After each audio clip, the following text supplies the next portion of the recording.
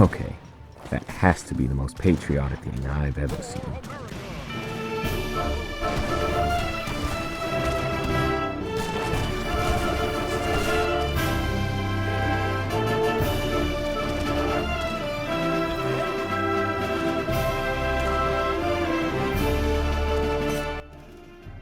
When I was a kid, I remember being at the superstore one time and seeing this cool looking game with a king, Viking, and samurai on the box. Reading the back, I discovered it was a historical game, allowing you to command the armies of William Wallace and Joan of Arc, and so many more. Naturally, this got me really excited, and we bought the game. This game was called Age of Empires 2, The Age of Kings, and it absolutely dominated my childhood. I spent countless hours experiencing the campaigns, messing around in skirmish battles, and tinkering with the scenario editor to create the battles of my dreams. Years later, Age of Empires 3 would be released, and, unsurprisingly, I picked it up too. This time, instead of commanding knights and archers in the medieval era, the time period saw musketeers and hussars charging against cannons for dominance of the New World. It had many similarities to Age 2, but it also felt quite different. This different feeling may be why Age 2 took off to be extremely successful, while Age 3 has its dedicated community, but that's about it. For comparison, Age 3 got 2 DLC packs within 2 years of release in 2005. Meanwhile, Age 2 was made in 1999, and it was getting new DLC in 2016, before the Definitive Edition was announced. Now with both Definitive Editions out, I play both 2 and 3 pretty regularly, and while I recognize 2 as the better game overall, a lot of 3 systems have grown on me, and it's honestly a coin toss as to which one I like more. However, more people know about Age 2, so today I'll talk about its lesser known but still great sequel.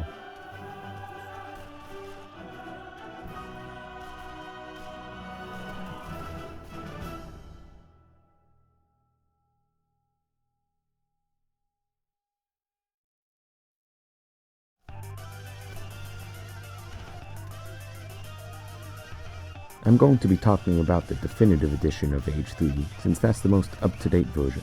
Graphically, it looks pretty good for a 3D RTS. Even with the old edition, the only thing that really had to be redone graphically was sharpening and smoothing out some of the models. Oh, and the UI. The old UI was clunky and covered most of the screen, but now it looks nice. On the topic, there weren't too many changes from the old to definitive editions. Obviously, the graphics were enhanced, but on top of adding 2 new civilizations, the Definitive Edition changed the names and functions of a few of the Native American civilizations, like changing the Iroquois to the Haudenosaunee and the spelling of some Lakota words. Along with a few balance tweaks though, the Definitive Edition didn't do too much to change the overall game. Not that I needed to, since the 3D models aged fine. I know some people prefer the sprites of Age 2, and I do as well, but I think Age 3 does fine with the 3D models. The sounds are also well done, though I did notice that with my recording software, it does tend to cut out at times. It's surreal seeing cannons shoot at each other without booming. Again though, that was due to the recording software, and otherwise, the sound is great. Like its predecessor, Age 3's units will make different remarks upon selecting them and giving them an order. The worst of these is definitely the United States, whose villagers sound so... robotic? Builder, lumberjack, carpenter. The music is also different from Age 2. Where the older game had a very unique, almost electronic soundtrack, Age 3 sounds more like something from the time period. It's pleasant to listen to and I really enjoy it, but I do feel that old school Schamberger or T-Station have a bit more life to them, and I almost think it's a shame the definitive edition of Age 2 changed the song instrumentals to be more traditional.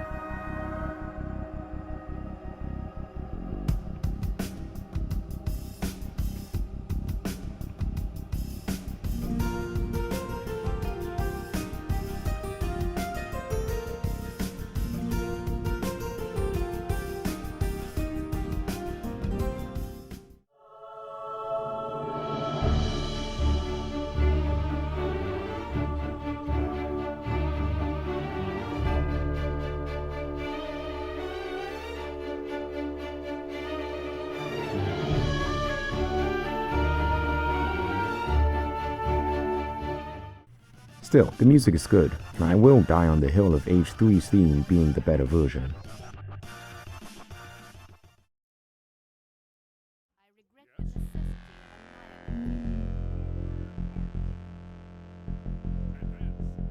If you don't know what an RTS is, it's a real-time strategy game where you control your people in real time. They tend to not be as grand in scale as the turn-based strategy games, but they also tend to depend a lot more on skillfully managing your civilization. In all of the Age of Empires games, you start a standard match with a small group of villagers in a town center, which can produce more villagers. Villagers can collect resources that allow you to build units and research technologies, as well as construct structures that will aid you in defeating your foe. The town center also allows you to advance your age, which will unlock new structures, units, and technologies, making your armies perform better and your resource gathering more efficient.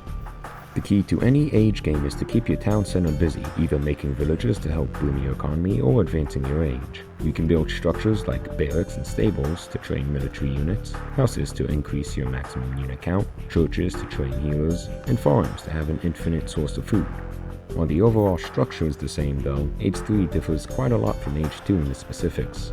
First of all, Age 2 requires villagers to drop off their resources at either the town center or a resource building like a lumber camp or mining camp. In Age 3, your villagers don't need to make a return trip to collect resources. They can just collect the resource on the spot until it runs out. Many Age 2 players dislike this, saying that it simplifies the game, but I don't mind overall. Besides, Age 3 makes up for it by adding new layers of complexity.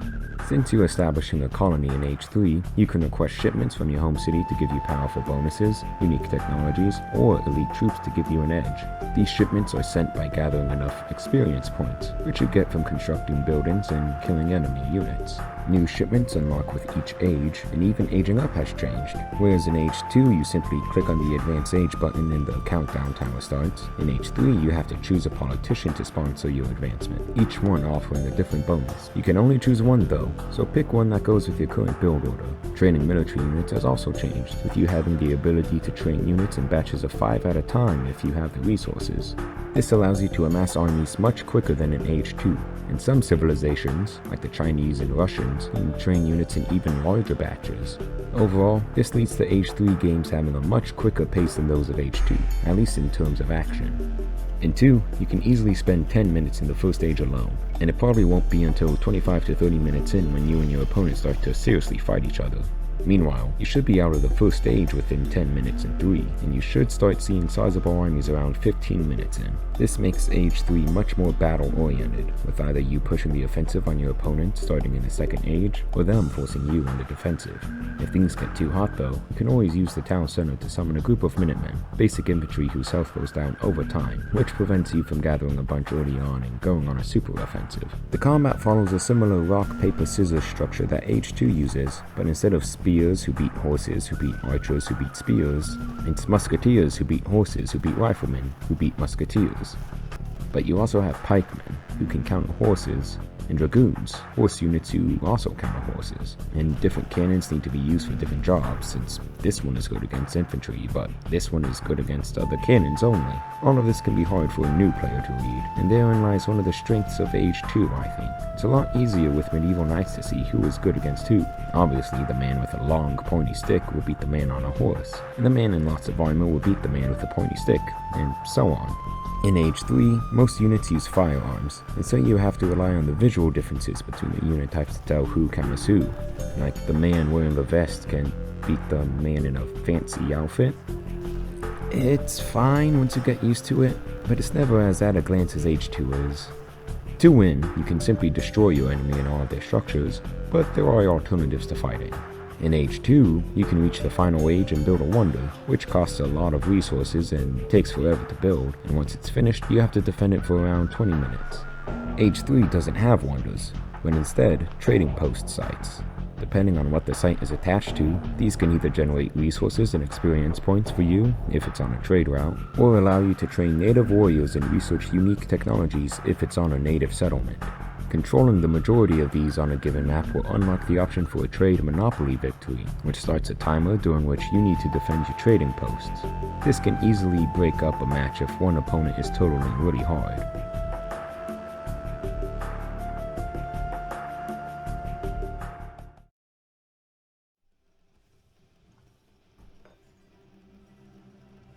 Another major component of Age of Empires is choosing your civilization. This will determine what kind of units and technologies you have access to, though in Age 3, it means a lot more. As of now, Age 2 has 37 playable civilizations, with 2 new ones on the way. Meanwhile, Age 3 has 17, 3 of them added by the definitive upgrade. This sounds disappointing coming from Age 2, but I feel that the civilizations in 3 are done much better than in 2.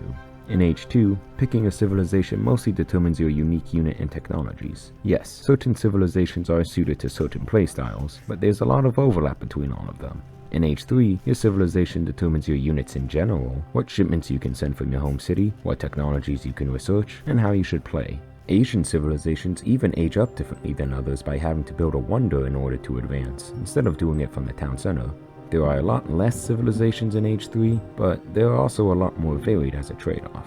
I personally prefer it this way, and judging by the news we have so far, it seems that the upcoming Age 4 is also feeling this way. For example, I'll discuss my favorite civilization, the Swedes. Wait, I already made this joke in a different video?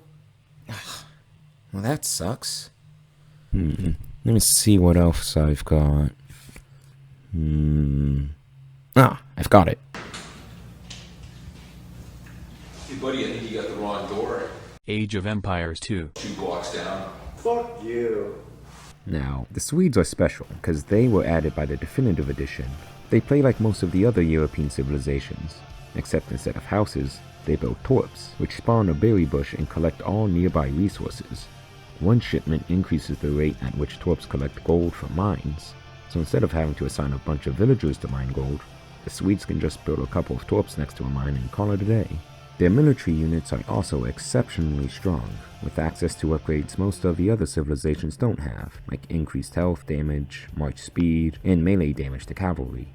Speaking of, instead of training a generic musketeer, the Swedes train Caroleans, who have a short range but deal much more damage, both at range and in melee. They even have a special ability called Carolean Charge, where they pull out their swords and get a speed boost for a few seconds, allowing them to close the gap with the enemy. This is especially useful against enemy riflemen, who normally counter musketeers, but now can't stand a chance against the Carolean melee damage. With the right timing of this ability, Caroleans are even able to destroy enemy cannons with ease. The Swedes even have a shipment in which every torp already built and future ones built will spawn a Carolean. That isn't even their only unique unit. Leather cannons are fast-moving light cannons that fill the same role of riflemen in countering infantry, while also being able to bombard structures.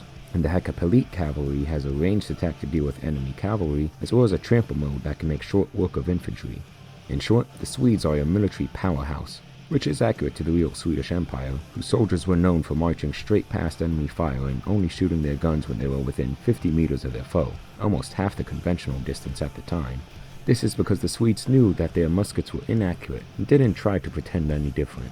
They also had a preference for melee combat, with every man carrying a sword into battle, regardless of his role in rank. Now, if you heard all of that and all you could think of the whole time was, how many football fields were these guys away from each other? Then that's okay, because the United States is also a civilization in the game. As opposed to individual unit might, the US is more focused on how many different types of units they can train. Whereas the Swedes' only gun-using infantry is the Carolean, the US has regulars, who act as musketeers, state militia, a cheap rifleman unit, and sharpshooters, long-range snipers. They even have a shipment to transform their Minutemen into Marines, who keep their health and perform better in combat while still being trained from the town center. Also, instead of politicians, the US ages up by choosing a new state to admit into the Union, with each state offering not just its own bonuses, but also unique shipments that you can use later. Already, the Swedes and the United States are vastly different from each other, and that's without covering the Asian civilizations, who have to build wonders in order to advance ages, or the Native Americans, who start each match knowing the locations of all trade post sites. Even within these categories, there are hosts of differences, like the Inca being a very defensive civilization focused on building fortifications, whereas the Lakota are a mobile civilization who don't need to build houses. There may not be as many civilizations as Age 2, but Age 3s definitely make up the difference with uniqueness.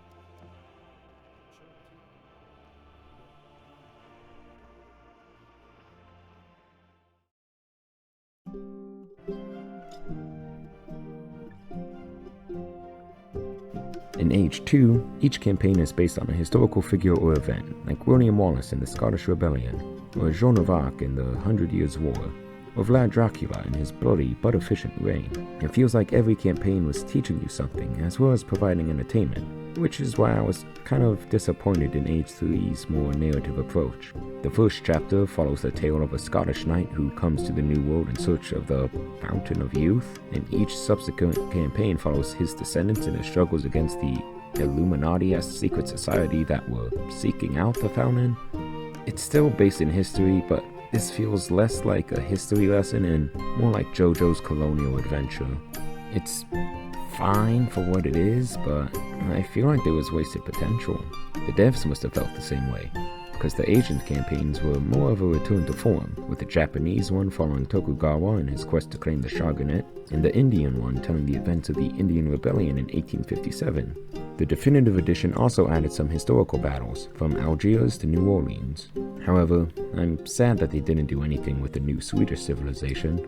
Yeah, I'm back on this. I mean, not even one historical battle. This is a civilization whose only king, named the Great, Gustavus II Adolphus, is also called the father of modern warfare. And he can't even get a single battle showing his prowess? What about Charles XII, the literal last warrior king of Europe, who took the throne at the age of 15 and almost immediately waged a defensive war against the combined might of 4 nations, and almost single-handedly won, while outnumbered, in every battle? That's just screaming to be an Age of Empires campaign. There's also a lot of other potential too, like Guts of the Iron Hand, a German mercenary who lost his arm in battle, and later had it replaced with a metal prosthetic that could grip a sword and write, and even had a cannon mounted in it. Wait, what?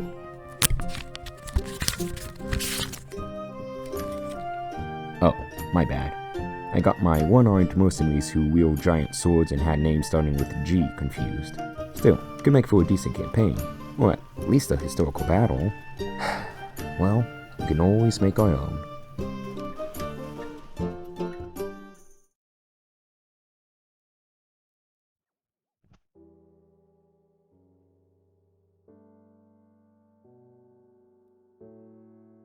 Now, we get to what is probably my favorite part of the game. Despite what my previous rant may have told you, I can't really complain about the lack of a Swedish campaign in Age 3 because, well, I just made my own. It's got 9 missions of fully functioning triggers, unique landscapes, and different objectives. In this one, you simply have to win the battle through an order of events. In this one, you have to conquer the land from your enemy and can decide to help the villages you conquer. This one lets you commit war crimes. Not related to the Swedes, but this one lets you recreate the premise of a pirate metal song. Back to the Swedish, let's load up the 6th mission of their campaign, which is based on the Battle of Hålogaland in 1708. A 26-year-old Charles XII was leading his army of Swedes into Russia when a river blocked his path. The Russians had their line split in 2 across the river and tried to pin the Swedish forces down with cannons. Instead of staying put, Charles decided to personally lead his men across the chest-high river during a rainstorm, and the Swedes only had 12,000 against 28,000 Russians, and the Swedes won. Naturally, this scenario takes place during a rainy night, but my mission also includes the fact that the Russian Tsar was scorching his own land as the Swedish food stockpiles were running low. So your first objective is to gather up enough food to feed your army. Once you hit a certain amount, the rest of your forces come in. You have to destroy the Russian base. This goes to show just how versatile the editor is, and what you can do with it. It's honestly why I've been able to play these games for so many years without getting bored.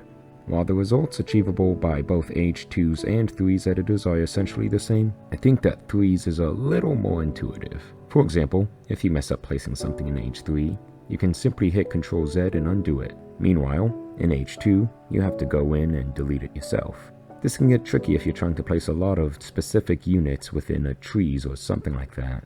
Also, objectives are much easier to make in 3. Compare this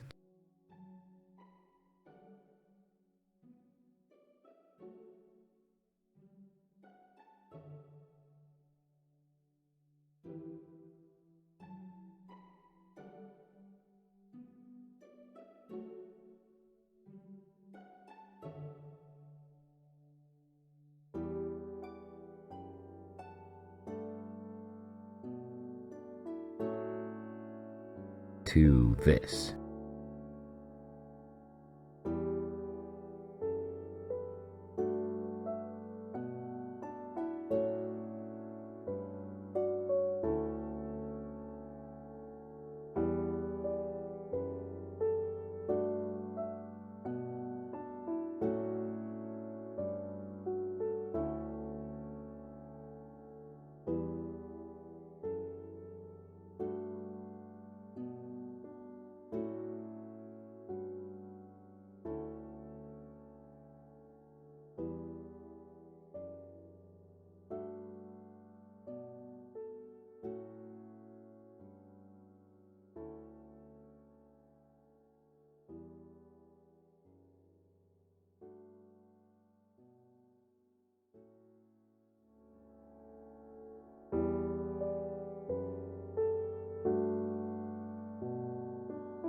It's mostly little things, but these quality of life improvements, I think, make the Age 3 editor just a little bit better.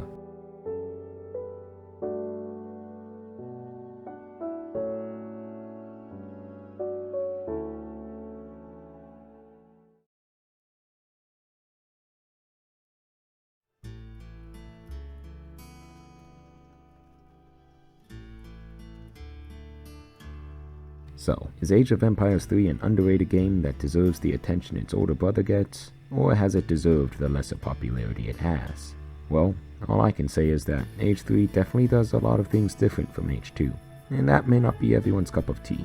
While I think Age 3 has a lot of strengths in comparison to its predecessor, there are still many advantages Age 2 holds over the sequel. The campaigns are much more engaging, units are a lot more controllable with formations, the civilizations being less unique does make it easier for any player to try out any civilization, units are a lot more readable with their counters, and the flow of games tends to create more personal bonds with the city you make. However, Age 3 has more unique playstyles for each civilization, more flexibility with the shipment system, and a slightly better scenario editor. Again, my time put into these games is so similar that I can't really choose one over the other.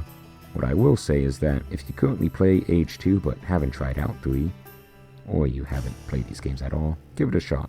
It's only $20 on Steam. While it may not be a replacement for Age of Empires 2, I would say that Age of Empires 3 is definitely a sequel worthy of the name. Thanks for watching.